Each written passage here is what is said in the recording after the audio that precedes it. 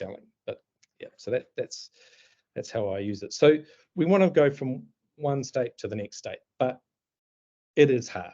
Changing people's minds is hard. Why is it hard? Well, there's lots and lots of research around this.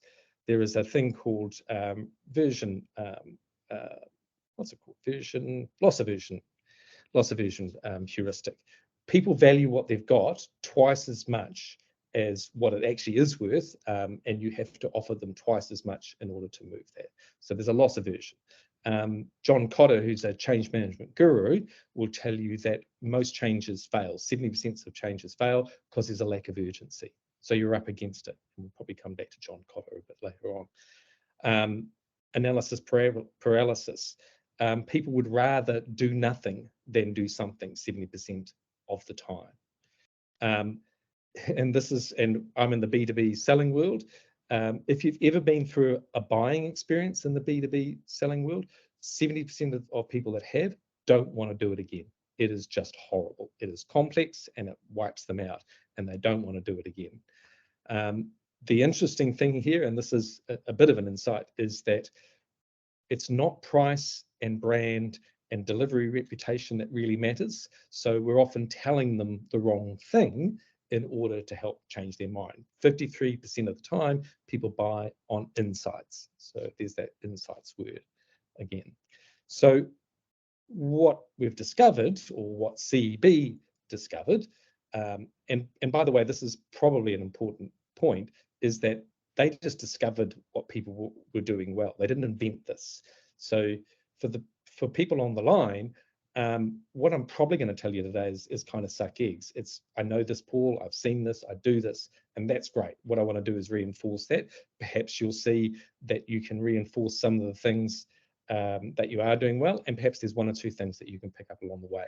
So don't be surprised if this is like, oh, I think I do that. That's probably true. But what they've done is they've codified all of this. So again, that's what we'll talk about today. So let's say we want to move someone from the current state A to the new state B. The customer has A, what they believe to be true, and B is what we understand that the customer needs. What you start with is what the customer is missing about the truth of A. You have to destroy A before you bother even talking about B.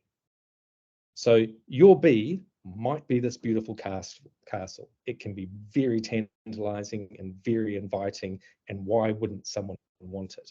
Indeed, their A is this shack. So why wouldn't they want to move from this horrible shack to your beautiful castle? Well, inside my shack, it's fantastic. Have you not seen it? I have poured so much love into it. It's everything I wanted in the world inside the shack. I don't, it's everything. I don't want to move. It's lovely. And your castle looks a long way away. It looks like it's hard work to get to. Do I really want to move there? It actually looks like it might even be a bit dangerous to get to your castle. So A to B is not where you start with this. That is not enough, because there's so much sitting behind A that, as we talked about, is preventing them from moving to theirs. So what do? You have to burn their house down. You have to completely and utterly destroy their house in order for them to have to see and make that move to the castle. So that's the A. You need to destroy it. Only then can we start to move them to B. So we're not moving them from A to B. We're moving them from a destroyed A to a B. And you better have a path, an insight, a way to get there, to help them do. Don't ping me, Grant, with your chats. I'm busy looking at those and not my slides. Stop. You better have a path to get there, away from A to B. This is what we call the insight. In truth, you should probably be inspiring as much as you can do to help them on that journey. But even if you're not inspiring, you better be with them on the journey in there. And that's a big part of this. This is about empathy and integrity. This is not trickery.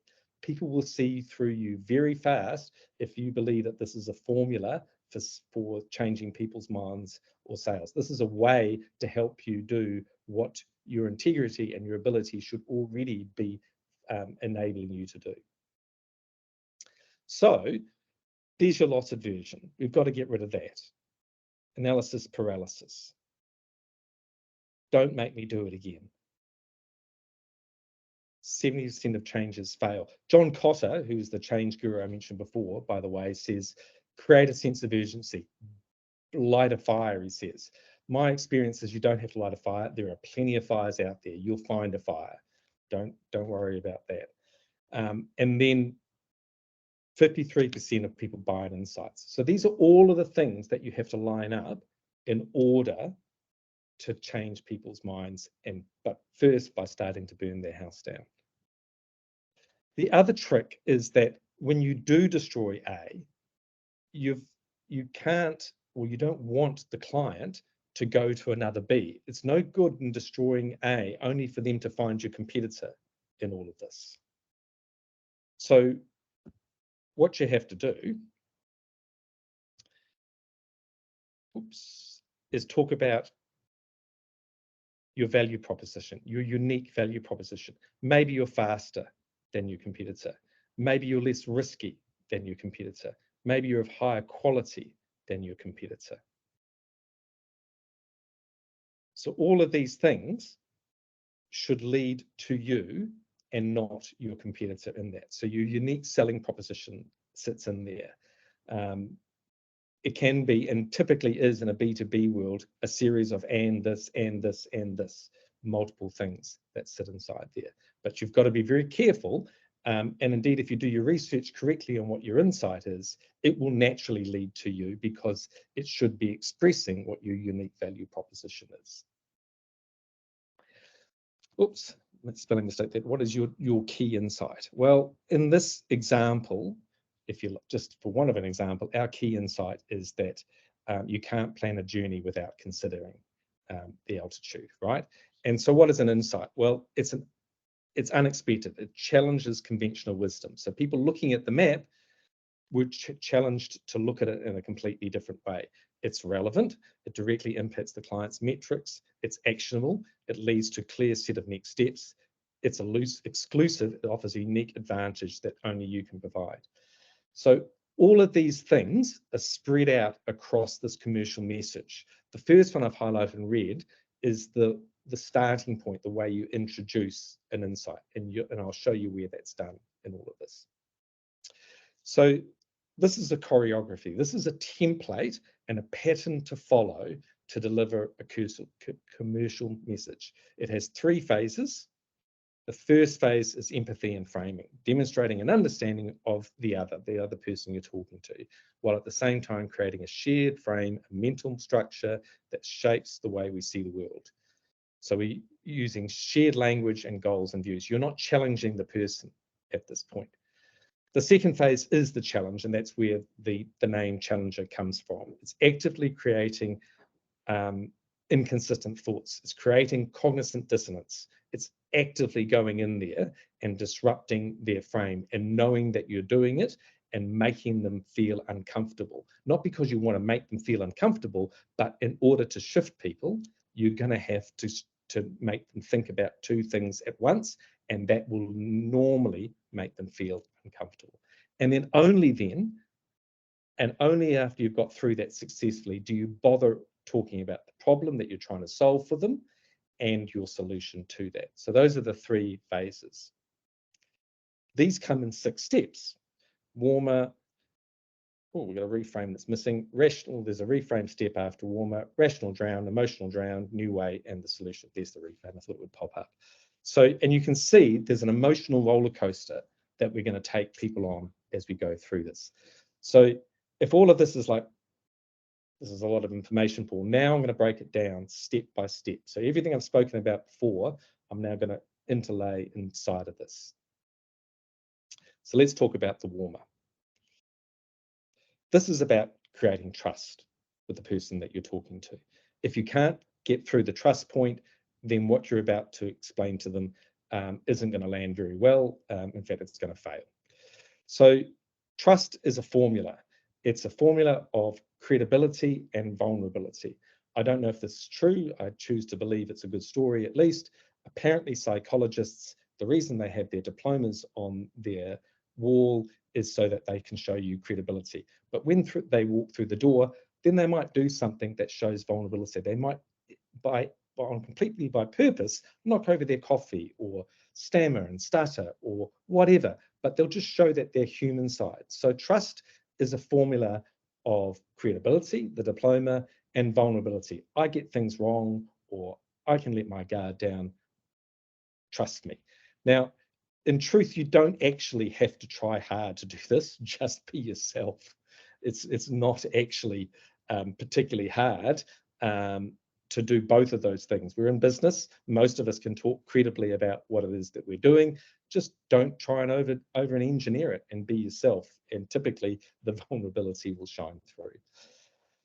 At this point, you have to realize that people do judge a book by its cover. So what you're saying matters. The words that which come out of your mouth in the first 10 minutes or so really do matter.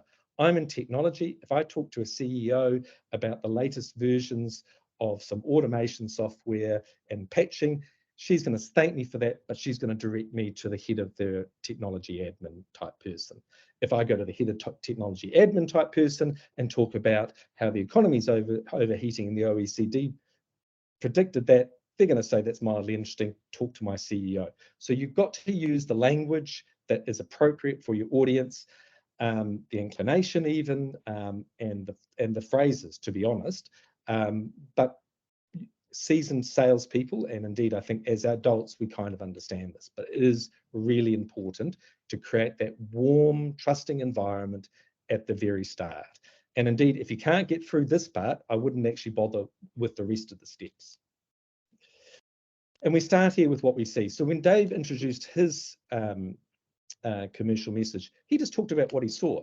He wasn't trying to teach anyone anything. He was just proving his credibility. What I see in the world is this. This is what's going on. He was just sharing information that wasn't particularly challenging. It might have been interesting, and the person gets comfort from that. They're going, I can talk to this person. He's not working me hard. He's not trying to challenge me. We've got a shared common understanding of the world. So once you've gone through that, then we can get into the reframe. It's fast, I know, but it's completely doable and possible. So what is the reframe? Why did the chicken cross the road? Why do I do this? Chicken crossed the road to get away from the comedian. The reframe is like a joke. It's like a punchline. You lull the person into a false sense of security and set them up so they think it's going in one direction, and you take them in a completely different direction. This is where you introduce your insight. This is where you introduce an insight and where the unexpected nature of the insight pays off. It surprises them and catches their attention. Because if you can't capture their attention, then it's just like every other conversation that they're having that day. And you want to be special. You want to stand out and you want to make a point, and you've got a lot to talk to them about. So grab their attention. That's what the reframe is about. It is the WTF moment. It should really spin their head. It's just like, I didn't expect that. That is not what I expected to hear out of that. You know, this is not where the conversation was going. You told me one thing, I thought I was safe, and you've just surprised me. There is a heuristic called the peak end rule. This heuristic says that we think that people judge conversations and information on the average of the experience across the presentation. They don't. They judge it on the intensity moment inside of it and at the very end. Those are the two takeaways that they have. What was intense about that conversation and what was at the very end. This is your opportunity to create that peak, to create that moment of intensity, so that when they leave and they repeat this conversation to someone else, that is what they repeat, and they hinge on that. Because if they've got that in their mind, they will probably remember the rest of your conversation. So this is your opportunity to grab their attention. Warning, cognitive dissonance behind you or ahead too. So that's a joke about cognitive dissonance. So this is that feeling of unnatural of two ideas being held in your head at once. Both of them appear true, but one of them's got to go. Now, research says that that will last about 67 days for your big cognizant dissonance issues if you're given help through it. For instance, giving up alcohol, buying a new car, getting married, getting divorced. Those are the big cognizant dissonance issues that we have to get through. Men talk about, or people talk about men's commitment problem. That's cognizant dissonance for them. They're going, I value my freedom. I want to be committed. I value my freedom. I want to be committed. Which one is it? Which one is it? I got through it. We're out the other side. Who knows where you come out the other side on that? But that's that feeling of cognizant dissonance. And you are intentionally trying to create this because you're trying to change their mind. They came from one place, you're taking to them a new place. You've got to confront it with them. You've got to explain that they are now going to naturally feel uncomfortable. That's good. It's not bad. So how do you do that? Well, you do it through a rational and emotional drown. So let's talk about rational drown. Rational drown is starting with research. This is your appeal to another authority. It's not Paul, it's not me that's telling you this. Research says. You'll see this tactic. I've just bought a car recently, and the typical tactic is, I can't give you a discount, but I can talk to my boss. I'll go and talk to him or her and see if I can get a discount. What they're doing is they're appealing to a higher authority. It's not about me. So I don't dislike the car salesman. I can just get annoyed at his boss who doesn't give me the discount. The research is to point out that you've done your research and you've got something factual to tell them, and you're appealing to an authority. It's not me that's explaining this to you. It's this other thing that's explaining it to you.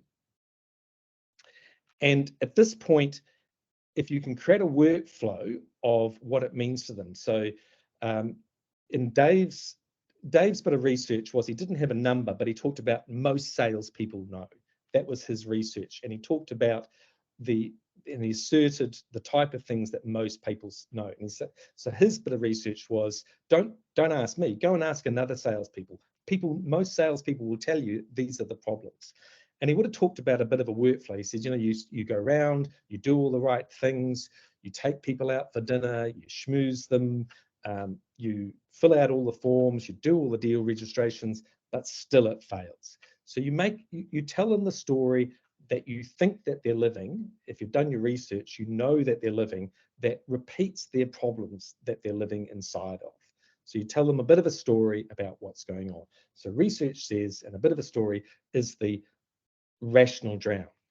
Now, the interesting thing about research and even the story's getting close to it, is that people do not buy on rational logic. They buy on emotion. They justify on logic. They will go away and repeat your research to other people, but that is not what they'll be using to convince themselves or other people in their head. It is just a point to, again, create some credibility and a punctuation mark or a point or a flag to what you're talking about. So what becomes much more important is emotional drown. People buy and change their minds based on their emotions. This is when you make it about them. Dave was using phrases like what this means to your organization, what this means to you. You need to make this personal. You need to make it relevant. If it's not relevant to them, why are you talking to them? If you can't make it relevant to their business, it's not relevant. But don't make them do the hard work of trying to figure out how it's relevant. You tell them how it's relevant. Join the dots for them. And you will upset them in so much as that you're telling them bad things. What this means to you in Dave's situation is you spend a lot of time and a lot of money on sales that don't go anywhere. What this means to you is that you've got a workforce that's bloated and not achieving its KPIs. What this means to you personally, dear salesman, is that you won't get your bonus. You won't get whatever it takes. In fact, you might even lose your job over this if you can't get through. You really do make it personal to them, because it is. It really is. We're in business. Businesses are a human activity. They are not a other activity. This is personal, and you need to know how to make this personal to people. Do not save them. The whole point of a rational and emotional drown is to drown them. If you're with someone who doesn't know what you're doing, tell them what you're doing before you go in, and tell them not to save the customer.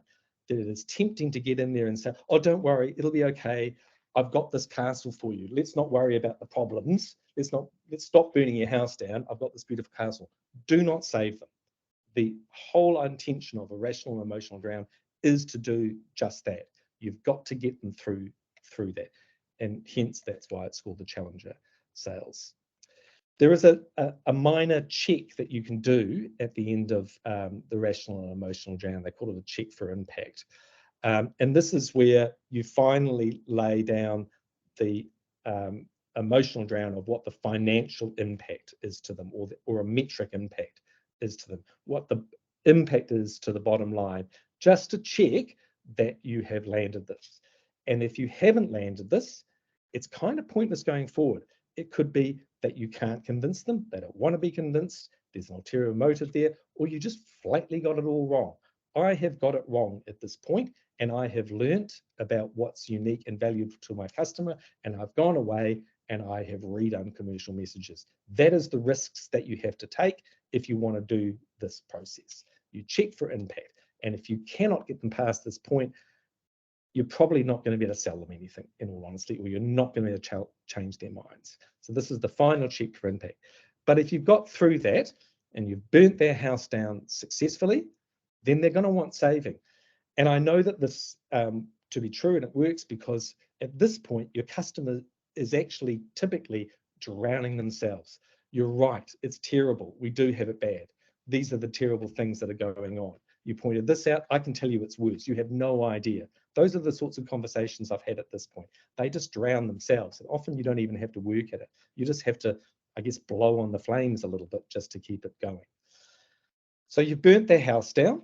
And at this point, they should want some help to do something about it. And we call this the new way. It is a happy place. It is the place you do now save them. It is the warm, sunny place that you want to take them to. This is where you problem solve with them. This is where you talk about the options and the opportunities for them and what they are going to do. Not what you are going to do, but what they are going to do to solve this problem. And this is where you start introducing your unique value proposition, because if your insight was correct and you're on the right path, then clearly you've got something to teach them about that's unique about your business. You also get an opportunity to introduce other things that they need to do in order to succeed in the final goal. My business right now is building mission critical software for mission critical organizations. For the client to do that successfully, we offer DevOps services with a unique cultural element to it and a focus on what we're doing. But the client also needs to be very clear on what their mission is. It needs to set up the roles and responsibilities, and it needs to use the agile processes. And this is my opportunity to lay down all of the things that the client will do, even the things I won't do, in order for them to be successful. It's one of the most powerful things that I've been able to do in conversations with clients, is talk to them about other things we don't do that they still need to do in order for us both to be successful. So you lay them all out there. At this point, you're not talking about your castle. It's a blueprint. You're talking about the things that the customer should be considering to achieve. You've not mentioned who you are specifically or how you can solve this. You're just creating a blueprint for success for them. Finally, at the very, very end is your solution. If you've been in the business for as long as I have, 30 odd years, you will know that most slide decks and most presentations start with this. This is completely counterintuitive. You are finishing with your solution, not starting with it. And you can see why, according to the logic here. So this is where you finally introduce your brand and your solution and your unique selling points. Out of all the things that you need to do, customer, we can help you with these three things. And no one else has got those three things, have they? The combination of those three things, we can help you with. So we can get you there. Here's our castle. This is where we're going to take you. Again, that peak end rule. So another good reason to finish with the solution is they forgot what you said on slide 1. What you want them to remember is that intense point and who you are. That's what they want to go away with. They want to go away with that intensity of the message, and around that, they'll remember all of that emotion and everything that's that, well, lit up everything else that went with that, and who you are. That's what the peak end rule does for you at this point. So 6 steps: empathy with framing, challenging, problem solving. Those are the steps that are in there.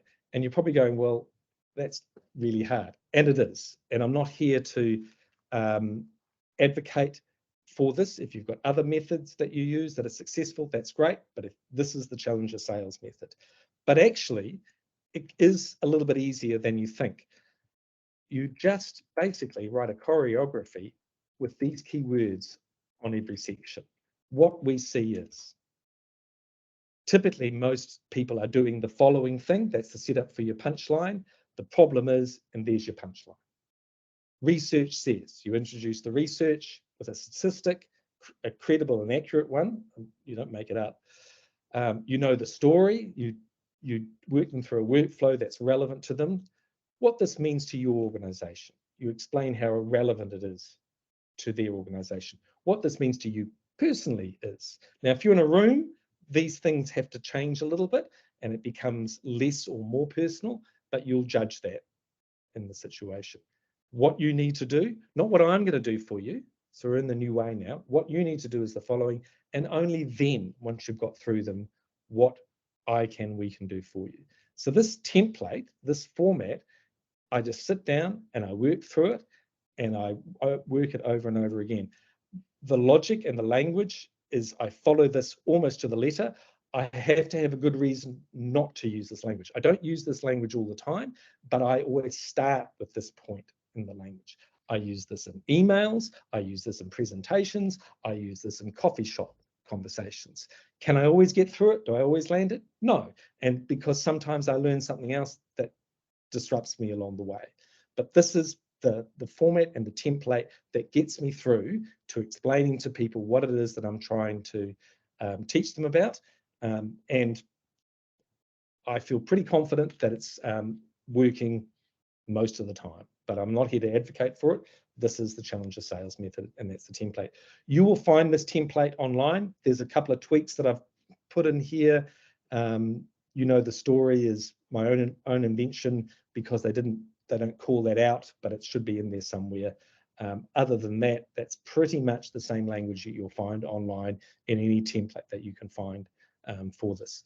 The CEB doesn't call this out particularly, but this to me is the nucleus that everything that challenger sales revolves around, is to get you to the point that you can create the 6-step choreography to deliver a commercial message. So that's it, 6 steps, challenger sales, commercial message, choreography. If you feel as though, if you want to know what the direct line is through this, there is one, and that is through a commercial insight. What you're delivering is something that's unexpected. It challenges the conventional wisdom. It's relevant. It directly impacts the client's metrics. It's actionable. It leads to a clear set of next steps, and it's exclusive, offers a unique advantage that only you can provide. So small insights like Dave's, most deals fall over not because someone else won, but they were never a deal in the first place. They weren't well qualified. Small insights like, the map doesn't help you. You've got to look at the altitude. Small insights burst out or grow into these commercial insights once delivered inside of a choreography like this. I probably spoke too fast, but I hope there was no one on the line from outside of the New Zealand speaking community. Any questions? Dave or Amy, I'll hand back over to you. Thanks, Paul. Yeah, interested to know if there's any questions that people have. We've just, Amy and I have messaged, we've had trouble getting the Q&A going, so you can feel free to just put them in the chat rather than the actual Q&A, or unmute yourself and ask a question. One of the things, just while people get ready for that, I just thought I'd highlight, and the choreography that I use at the start is I never said what I did. I stopped at the new way, what the customer needs to do. What you need to do is learn how to qualify your deals appropriately. You need to learn how to treat those deals that aren't going to close appropriately, so you're using the right number of resources. Just from experience, as Paul said, what what I've experienced in coffee shops and in meetings and all sorts of places is people look across the table at me and go, huh, you're right, can you help me with that? And that's when I can say, hey, yes, what I do is most of my coaching will focus around having powerful conversations at the qualification phase and turning the closing into just another step in the process rather than the highlight, and it becomes a natural conversation. Okay, so question there, how do you deal with people's ego when you apply the challenger sales method, someone stating they know more than you? So yeah, good question from BMK. I mean, to be honest, how do you deal with that anyway? This is a qualification tool as much as anything else. You will get fewer leads through Challenger because you will qualify harder. If the person that you're talking to has an ego, it probably isn't going to matter which method you use in particular. If that ego is going to get in the way, it's going to get in the way regardless. That said, the Challenger method is about having empathy. Have empathy for their ego. Seriously, people that have a big ego, we come across that all the time in life. Figure your way around that. It's not about challenging them to be obnoxious. Just work with them. This is the research. It's not me that's telling you this. If you know better than me, that's fine. And you may not be able to get through that. That's just life. Seriously. Salespeople are... Go on, Dave. Oh, I love this question. Yeah, salespeople are historically the hardest to convince that they should do things differently. Does this approach require an internal challenger program before it's taken externally? I can answer this emphatically from my own experience. From all of the coaching and training I do across teams of customer service, customer success, and salespeople, salespeople do tend to be the ones who don't want to be on the training course and would tend to be the people who would know how to sell because they've been doing it for years. Whereas the customer support and the customer success teams tend to be much more receptive to the sales coaching and training. So the real part of the question at the end, that does the approach require an internal challenger program? I think I'd echo Paul's comments from the start that whenever you have to move people from a scenario A to a scenario B, you have to destroy the current state. So the short answer is yes, and showing salespeople why what they're doing isn't going to be the thing that's going to help them get to where they want to go is absolutely critical to change. Paul, I don't know if you'd add anything else to that. No, I think that answers it well. And yes, I would use a challenger program just to repeat that. Today we consider doing that, but to be honest, we thought we'd spend most of our time just explaining it, and trust the fact that if you want to do your own internal sell job, knock yourself out. I'm just here to try and explain what it is. Are there any signals that you read from the room or the person, whether you should continue what you're doing or stop? Yes, you will be told. If you're doing this powerfully, it will become apparent. If you think, well, why go through it? Well, again, you have to judge. The research says that relationship selling and other methods of selling are not working, and challenger sales does work. If you've got something unique and powerful to tell your customers that leads directly to you, then it's worth explaining that way. If you discover along the way that you don't have something unique and powerful, that's worth knowing, because you better go away and fix that. So yeah, read the room. There's no doubt about it, and figure out what to do along the way. You do have to be on your toes, but that's the nature of the role to some extent.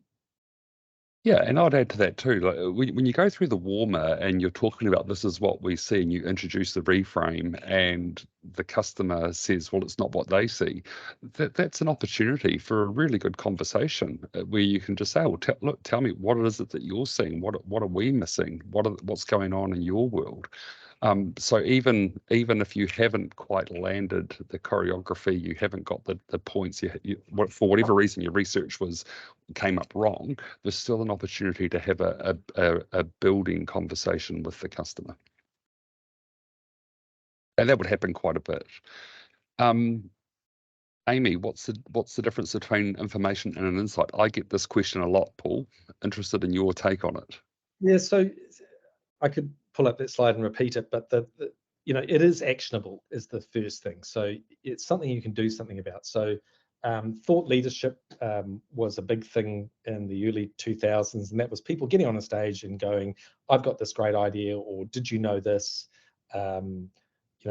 The world is going to change because of, and you were astounded and you opened your mouth and you thought that's interesting, and then you left that and then you went back to your day job because it didn't help you necessarily do anything in what your day job is. So it's information is useful, thought leadership is maybe astonishing, but unless it helps you change something, it's kind of a bit almost pointless. So an insight is absolutely actionable. That's probably the key takeaway. Plus, it needs to be unique, and unique in so much as it was unexpected or undervalued. They may actually know it, but get the intensity we're trying to create. We're trying to remind them potentially of something that they've known, but they've really undervalued.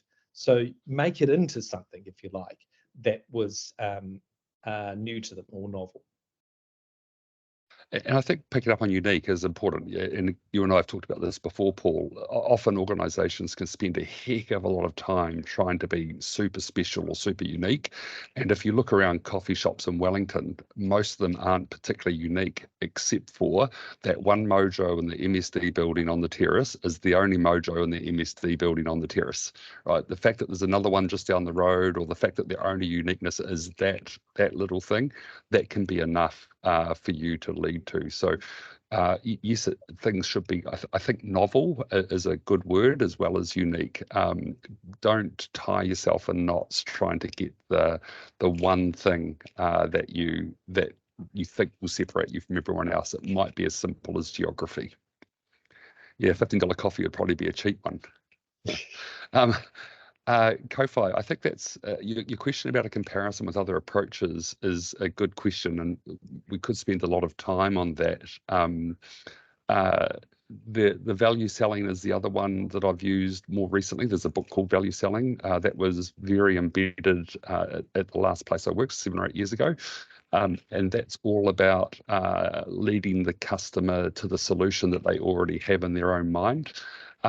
It's not in any way manipulative. And like Paul said, one of the things about sales is that if you're not authentic and if you're trying to close the deals for yourself, then you'll just come across as a snake oil salesperson. We're there to help people achieve the things that they're trying to achieve.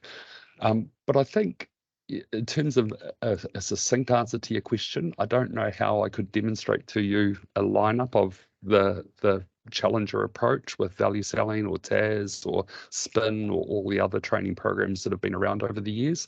The big thing that I would say that I've noticed is different is challenger is, I was going to say the only one, that's probably not true, but it is very, very heavily emphasized on what's happening in the customer world, not what's happening in the vendor world.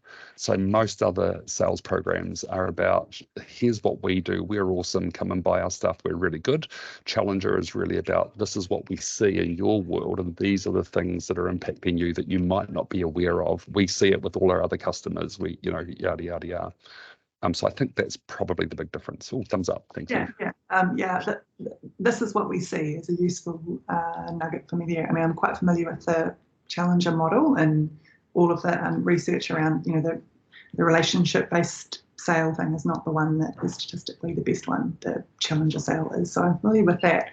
I'm kind of interested in understanding how to escape being an order taker. So if your role encourages you to give people quotes and build up quotes bit by bit, how I can leverage this challenger sale approach to reframe the conversations that you have with customers and to have them see you in a different light. That's what I'm trying to achieve by thinking about this again, even though I've extensively been soaked in the challenger sale mentality for many years. I think this is just how I do it anyway, but I'm interested in that comparison. I can't, it's difficult to answer the question directly, but I would be thinking about what value, economic value it is that you're providing, and what you can teach the customer about that. And also things that are related to the sale and the barriers that are preventing them for sale. So I worked with an organisation in Wellington, Dave and I, that had that sold library software. And when they sold it to the librarian, she, and invariably it was she, had never bought and will never buy library software again in her life. Now, one of the things that she didn't know to do was that you're going to have to get sign off from the board of governance, and just telling them that helps them. And you're holding their hand and you're saying it'll be all right. You don't have to talk to them, and we can help you do that.